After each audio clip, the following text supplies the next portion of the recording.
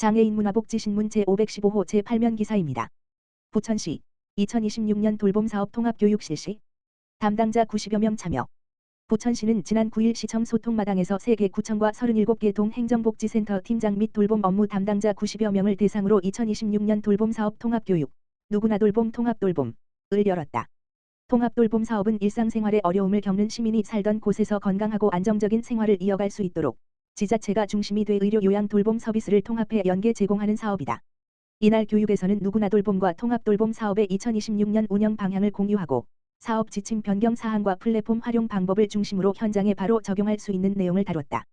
교육은 올해 사업 지침과 지원 대상 기준, 서비스 유형, 플랫폼 활용 방법을 중심으로 진행됐다. 경기도가 추진하는 누구나 돌봄 시군 방문 교육과 부천시 자체 통합 돌봄 교육을 연계해 운영했으며 경기도 복지정책과 담당 주무관이 사업 지침을 안내하고 경기도 사회서비스원이 플랫폼 교육을 맡았다. 부천시는 통합 돌봄 사업 교육을 더해 돌봄 사업 전반에 대한 실무 이해를 높였다.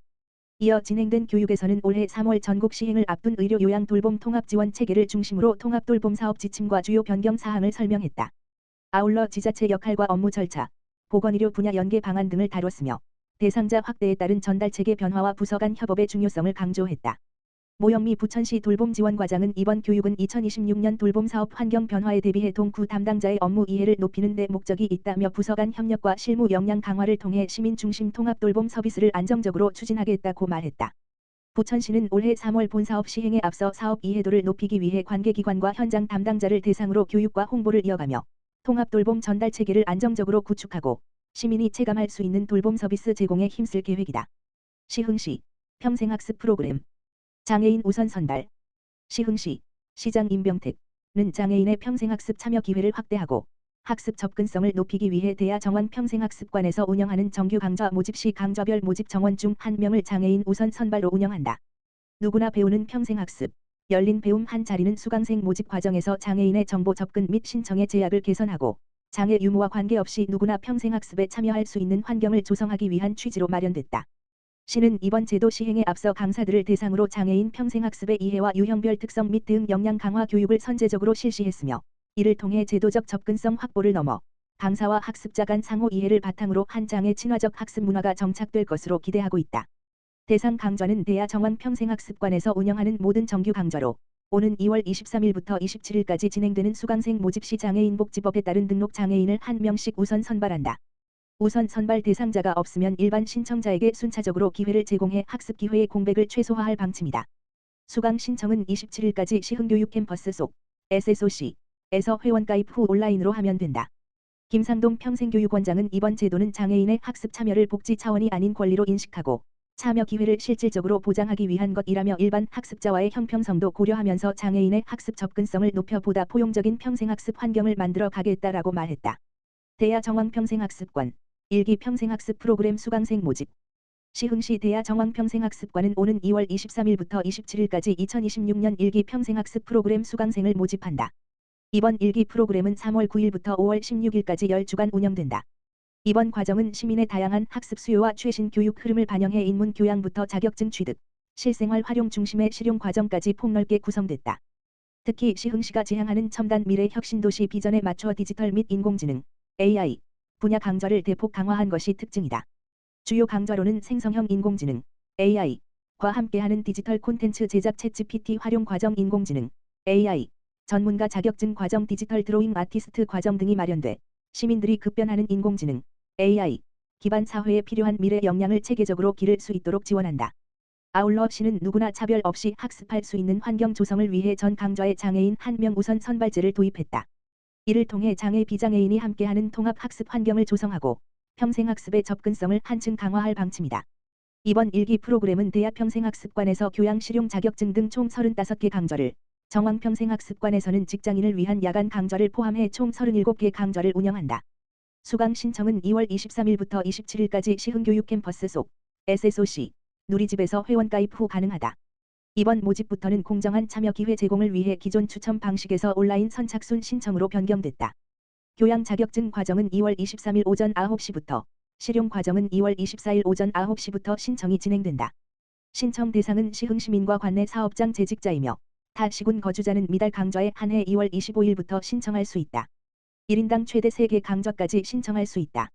강의 일정과 교육 내용 등 자세한 사항은 시흥교육 캠퍼스 속 SSOC 누리집에서 확인할 수 있으며 기타 문의는 대하평생학습관 또는 정왕평생학습관으로 하면 된다. 김상동 평생교육원장은 시흥시의 미래 비전을 반영한 혁신적인 교육 콘텐츠와 함께 소요에 없는 평생학습 환경을 조성하는 데 중점을 뒀다라며 시민들의 많은 관심과 참여를 바란다라고 말했다. 부천시 설 연휴 의료 공백 최소화 문 여는 병의원 약국 운영. 부천시는 설 연휴 기간인 2월 14일부터 18일까지 의료 공백을 방지하고 시민 불편을 최소화하기 위해 관내 의료기관 및 약국과 협력해 비상진료 체계를 운영하며 연휴 중 발생할 수 있는 응급 상황에 신속히 대응하고자 부천시 보건소 내 응급진료 상황실도 함께 가동한다. 설 연휴 기간 응급 환자와 진료가 필요한 시민의 의료 서비스 이용을 위해 응급의료기관은 24시간 진료 체계를 유지하고 병의원과 약국은 참여가 가능한 날짜에 맞춰 순번제로 운영할 예정이다. 연휴 기간 운영 의료기관과 약국 정보는 인터넷 검색창에 명절병원 또는 명절진료를 입력하거나 스마트폰 앱 이진, 응급독독을 통해 확인할 수 있으며 응급의료 포털과 부천시 보건소 홈페이지에서도 안내한다. 시는 설 연휴 기간 중 응급 상황에 대비해 부천시 보건소 내에 응급진료 상황실도 운영한다. 응급진료 상황실은 연휴 기간 응급의료기관과 문 여는 병의원, 약국의 진료 현황을 파악하고 의료 공백 발생 여부를 점검하는 역할을 맡는다. 이와 함께 응급의료 관련 정보를 종합 관리해 시민 안내를 지원하며 상황 변동 사항은 경기도와 중앙응급진료 상황실과 연계해 공유한다. 이를 통해 연휴 기간에도 응급의료 대응 체계가 원활히 유지되도록 할 방침이다. 송정원 부천시 보건소장은 시민들이 안심하고 건강한 설 연휴를 보낼 수 있도록 의료 공백이 발생하지 않게 현장 대응과 관리에 힘쓰겠다며 응급 상황에도 신속히 대응할 수 있도록 관련 기관과의 협력을 이어가겠다고 말했다. 부천시 안전취약계층 2만여 가구의 난방비 긴급 지원. 부천시는 겨울철 한파 장기화로 인한 난방비 부담을 완화하기 위해 경기도 재해구호기금을 지원받아 관내 기초생활수급자와 차상위계층 등 2만여 가구와 노숙인 시설을 대상으로 난방비를 긴급 지원한다. 지원 대상은 이달 4일 기준 부천시에 주소를 둔 기초생활수급자와 차상위계층으로 가구당 1회 5만 원을 지원한다. 아울러 올해는 기존 가구 지원 외에도 혹한기 노숙인 보호 강화를 위해 노숙인 시설 실로함에 60만 원을 추가 지원하며 지원 대상을 확대했다. 단, 시설 수급자와 경기도 노인월동 난방비와 장애인 난방비 지원 대상은 제외된다. 복지급여 계좌를 보유한 가구에는 별도 신청 없이 설 명절 이전인 이달 13일까지 한 차 지급을 완료할 예정이다. 압류방지 계좌 사용 가구와 복지급여 미지급 가구는 거주지 동 행정복지센터를 통해 조사 및 신청 절차를 거쳐 3월 중순까지 추가로 지급할 예정이다. 이와 함께 부천시는 AI 복지콜을 활용해 계좌 미등록 지급 대상자에게 신청 방법과 절차를 안내하고 누락 없이 지원이 이루어질 수 있도록 행정력을 집중할 계획이다. 정혜경 부천시 복지국장은 한파로 난방비 부담이 큰 취약계층에 설 이전 신속히 지급해 실질적인 도움이 되길 바란다며 올해는 노숙인 시설까지 확대해 복지 사각지대가 생기지 않도록 살피겠다고 말했다. 박승삼 시흥시 부시장, 설 맞아 장애인 거주시설 방문. 박승삼 시흥시 부시장은 설 명절을 맞아 지난 2월 10일 군자동에 있는 장애인 거주시설 비전하우스를 방문해 시설 이용자와 종사자들을 만나 안부를 전하고 위문 물품을 전달했다. 이번 방문은 시흥시가 추진하는 설맞이 전 공직자 자매결연 사회복지시설 위문 활동의 일환으로 돌봄 현장에서 헌신하고 있는 종사자들의 노고에 감사 인사를 전하고 시설 이용자들을 격려하기 위해 마련됐다. 비전하우스는 2009년 7월 1일 개소한 중증장애인 거주시설로 일상생활 지원과 주거 서비스를 제공하며 중증장애인의 안정적인 생활과 자립을 돕고 있다. 이날 박 부시장은 시설 관계자들과 간담을 통해 운영 과정에서의 애로사항과 개선 필요사항을 청취하고 설 명절을 맞아 준비한 식료품과 생필품을 전달하며 이용자들과 정서적 교류의 시간을 가졌다. 박 부시장은 중증장애인을 위한 지원은 일회성에 그쳐서는 안 된다라며 현장의 목소리를 바탕으로 장애인 거주시설이 더욱 안정적인 환경에서 운영될 수 있도록 행정적 지원을 지속해 나가겠다라고 말했다.